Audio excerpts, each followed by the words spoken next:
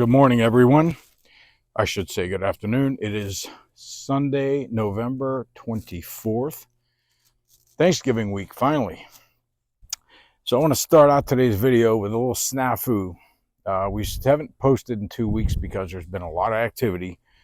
As you can probably tell from the drone footage, the roof is virtually done. We have a few more things to do yet. The top panels have to go down in a few spots, but most of the soffit and fascia is finally finished, which is a good news. You'll see this white mark on the cement right here by the curb. And if you take it up, you'll see the sewer line where it connects in and then heads up to the house. That's nice. Took us about 4 days to find that because the city, in their infinite wisdom, told us the sewer line was right here where the green mark is. So that 14 feet represented 2 days of digging. We had to bring a camera in and have a plumber snake the sewer line to find where the tap was. So the city cost us at least $5,000 because of that delay with the equipment rental, the labor, all the digging, the camera. So from now on, the city will be known as the incompetent city. How's that? We'll just call it that. So that's frustrating, to say the least. Anyhow, to get onto a better note, things are moving along pretty rapidly here. The one thing I want to talk about, when you make decisions, sometimes there's repercussions of that you don't think of at the time. So we always wanted a gate on this property for a lot of reasons. And when you put a gate on, obviously you need walls to support the gate, and you also need the footings and so forth to go with it, and you got to run electrical to it, all that good stuff. So that's fine. We kind of knew some of that. But there's, if you notice here where the electric comes up, there's got to be a wall. The code from the city is that we have to have a shut-off, a manual disconnect of the electric right here, and it needs to be mounted to a wall. So that's going to go, we always knew that had to go in, so that's going to go there. The gate is going to come up, and it's going to go right in this area. It's about 10 to 12 feet past where the electric service is going to be terminated there. So when you do that, you have the other side, which there's a wall here. So we're going to have to put a little iron kind of gate on this wall to kind of make it look seamless with the gate. That's fine. But now we have to build a longer wall that's going to go from just where that wall sits past the electric all the way up to here. Well, if you're going to do that, you might as well continue the wall up towards the house, and then we're going to angle it into where the house is, and it will drop down from being 6 feet higher than the ground down by the electric to maybe 1.5 to 2 feet at the house.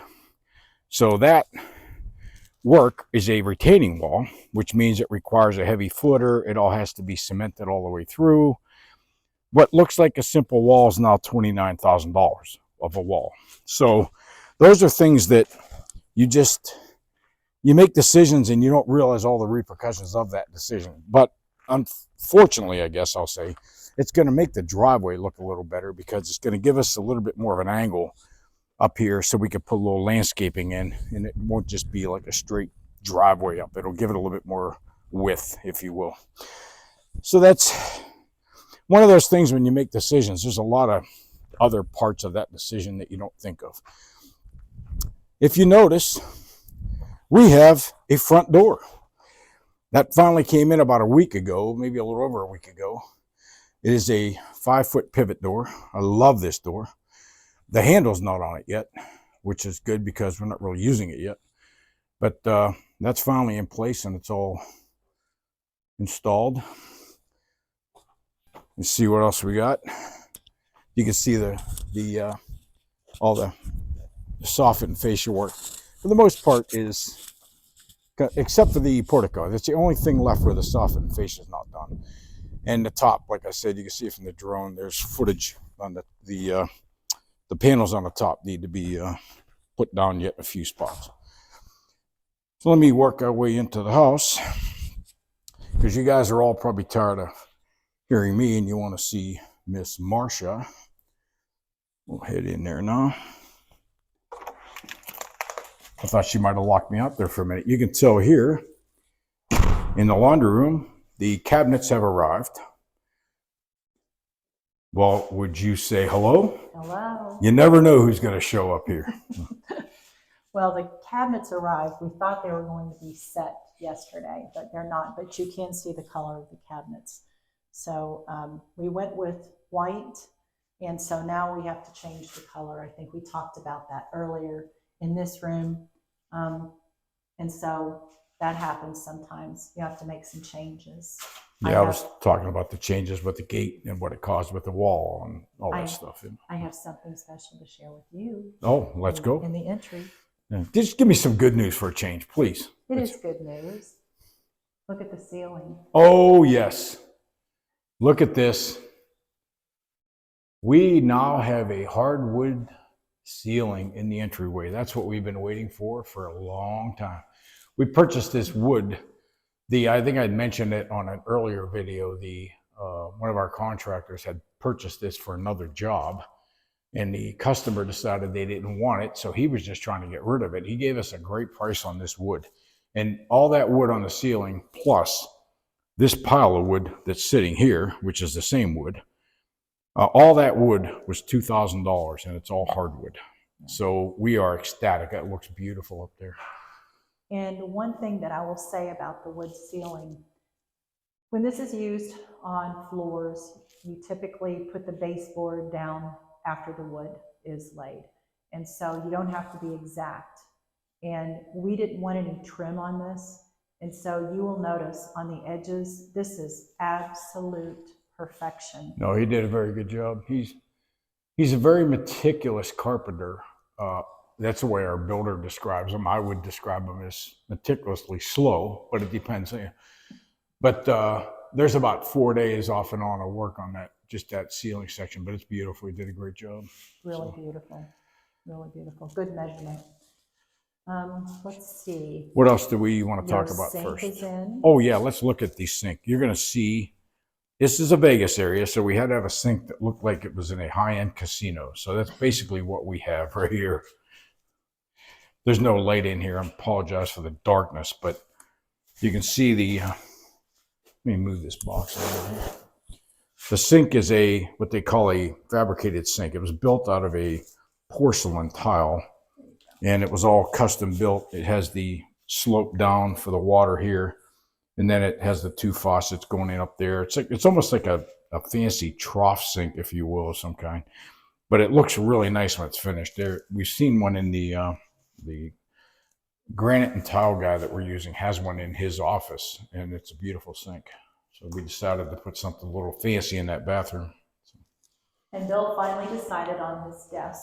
He ordered that today, and he went with a black desk that is, it's an oak. It's like a charred black color, and it is basically the same as the vanity in his bath.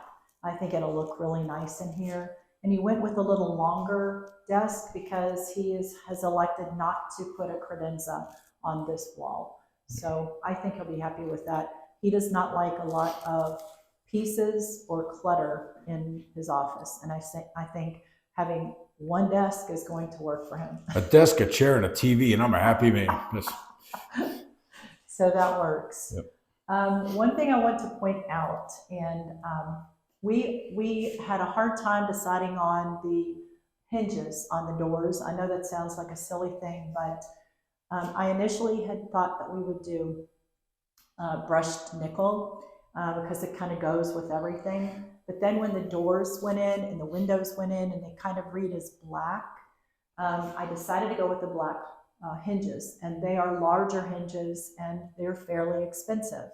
And our builder was telling us on Friday when we saw him that the painters were pressing to go ahead and get started on the painting. And I'm assuming the way that they have it right now is that they're going to paint the baseboard and the doors. Yeah, they got everything taped off. Yeah. Right, and then they're going to roll the walls. So our builder said he thought that they were going to take the doors off, take them out in the garage and spray the doors. And the painter said, no, we're going to leave the doors where they are because it's difficult to take them off the hinges, put them back on. He said, that's fine, but I'm telling you right now, I am going to look at every hinge and there had better not be one speck of white paint on those hinges. So they are taped up, but we'll see what happens when they paint. Well, the painter told you that it was going to be a very good job, didn't he? Yes, yes. He said it will be a beautiful job. There So you go. We will see. This will be between Tracy, the builder, and the painter. So I wonder if there will be a spec. Well, so the good news is we have somebody else fighting that battle for a change. I got to fight this. I got to fight the incompetent city. That's a different issue. So this week, when we were kind of like reflecting on the past week and decisions we had to make, and we'll talk about that in a minute outside where the little private garden is going to be. But before we go there, I wanted to share with you that we're having a floating buffet made for here in the entry, because the dining table will be here and the bar will be there, and so we'll have a buffet here that will also serve as like an entry table for keys and whatnot. So anyway, I wanted it to look very pretty as it's right inside the front door. And before I ordered the buffet from the cabinet maker, I asked the guy that's doing the countertops, do we have enough of the black granite that we used on the fireplace, the hearth area? He said, oh yeah, that's a huge piece, don't worry about it. I'm like, okay. So this was, I don't know, a month and a half ago. Month and a half ago. Yeah. And so I hear nothing about what material we have remaining, because we're using also some remaining material from the kitchen on the countertop in the laundry room. And so I had Bill I had asked the question, didn't hear anything back. So I said, well, do you mind reaching out? And which he did. And so then we were told, well, there's not quite enough granite for the buffet. And black granites are very difficult to match. He offered that their fabricator could look for a piece to match.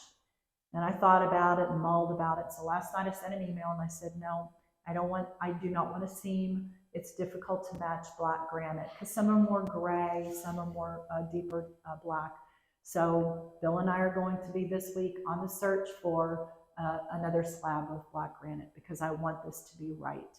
And so that's another pickup along the way, and you just have to decide, are you willing to accept a seam and a potential piece not looking what you want it to, or do you just kind of come to the conclusion that you just really what you have to decide is what you're willing to get pissed off about. That's really what it comes down to. It's like this light up here. I think I mentioned this on an earlier video. We had bought 3 of these sconces that we're going to put above that buffet that Marcia was just talking about, and you'll notice one of them is missing because one of them got thrown away somewhere. We cannot find it. It must have been caught up in some trash and got thrown away. So those were $200 a piece. So we just ordered another one. We ordered it a month and a half ago, and it finally is shipping. It's been on back order.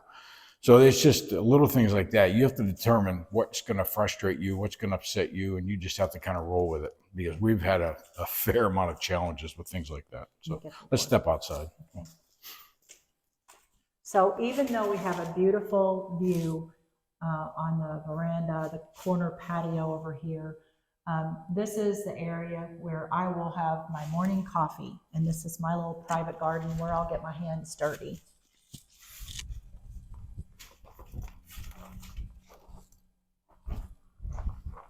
I know it doesn't look like much right now. But they can see it from the drone too. You can see what this all looks like. But there's going to be a gate right here. Oops, I think I'm losing my mic. There's going to be a gate right here, and we've ordered panels to go across this entire area from the corner of the house all the way over to the other corner. It is going to be about 7 feet tall, and it will give us some privacy from our neighbors, but also provide security because we're going to be having a gate put in down here from the RV garage corner to the retaining wall, and it will not have a gate.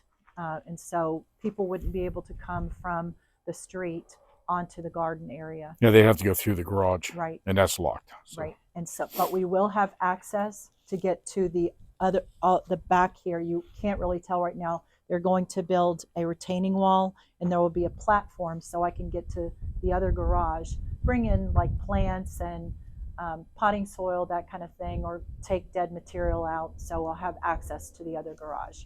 So anyway, we met on Friday with the person doing the concrete work, and I don't really care for a sidewalk that just goes straight from like the door to, the platform here.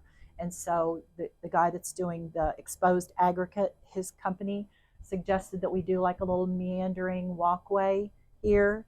And I really like that because I'll be able to have like a little garden area here. And then over here, there will be a small little patio, and I'll have chairs here, just 2 chairs where I can have coffee with a friend. I might invite Bill to come out and have coffee with me one day. Only if I quit bitching about the city, we'll be all right. That's true. But it'll be a nice little hideaway, and you won't be able to see the furniture from the inside, which I don't like that messy look. So you'll look out when you come in the front door and you'll see the beautiful garden. And I want this to be a nice Mediterranean garden. So now I'm kind of in the midst of selecting some plants.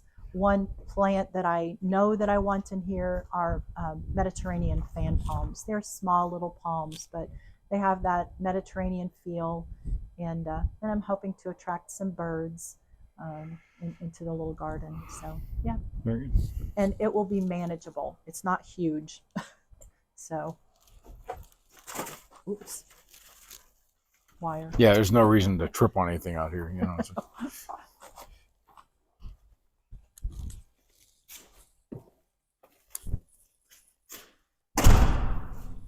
So really, I think that's about all. Did they get to see your pretty face? Not yet, but they've heard me enough. I think they want to see my face.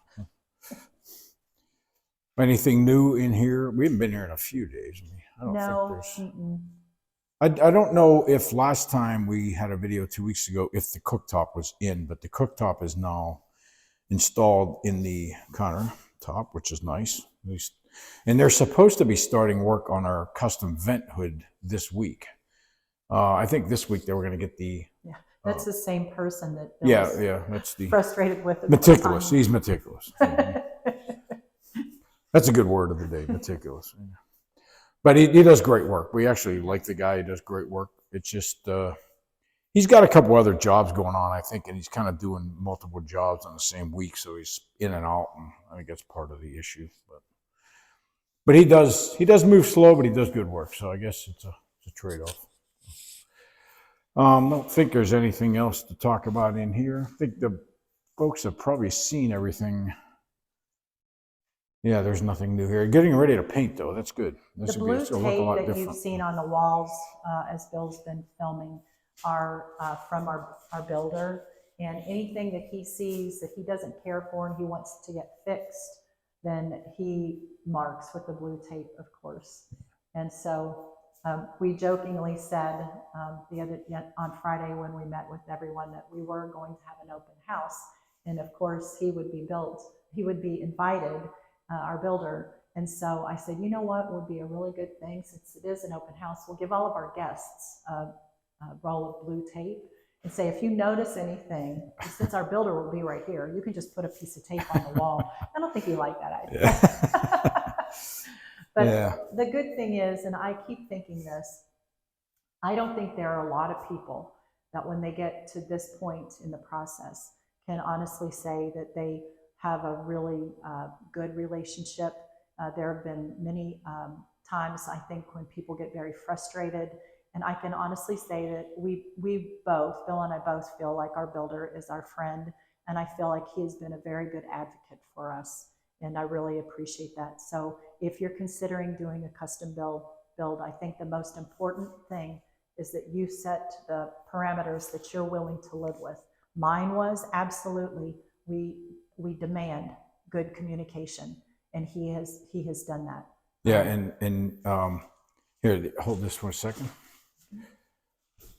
The other thing that when we interviewed Tracy in the beginning, we interviewed, I think I may have mentioned this, we interviewed 3 builders. And some of the questions, because Marcia and I have built many homes in the past, I've built several custom homes in the past, so I kind of knew a little bit about what we were getting into. Although I've never built one as custom as this, where the lot was undeveloped, the utilities weren't to the lot, the grading of the lot needed to be done. There were certain restrictions we had to follow with the city about height, limits and pad heights and so forth. It's totally custom. But that said, when we interviewed and then we selected a builder because we had certain criteria we were looking for. He met the criteria pretty well when we interviewed him. He's lived up to everything he told us he would do. It was important that he was here every day. It was important that he stayed personally involved in every decision that had to be made. I wanted to make sure he didn't have a foreman or a superintendent, that he hands it off to somebody else and they handle all the building. He's a one-man show. He's here every day. He's here more than I even thought he would be here. So it's good to have that kind of confidence in the person that's leading the project. He sees things before we see things. And he often will notice things and he'll tell us before we even see it, hey, this is not right. We're going to get it fixed. This is what we're doing. And Marcia and I asked him early on, because he does this for a living, we don't. If you see anything that you think we're maybe going the wrong direction on, or decisions we made that may not make sense for, like I had indicated earlier, we talked about the gate and the wall. If we're doing things that don't make sense from a larger perspective, let us know. We need to rethink it. We'll rethink it. We can make different decisions.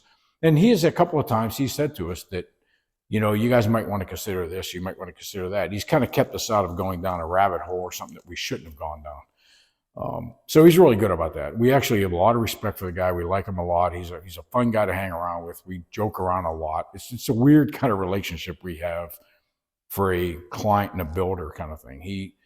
It's almost like he's your buddy, but he's doing a great job. So we actually like that. So just want to kind of pass. That's important. You can sign off then. All right. Well, thanks everybody for joining us, and we will see you in the next filming.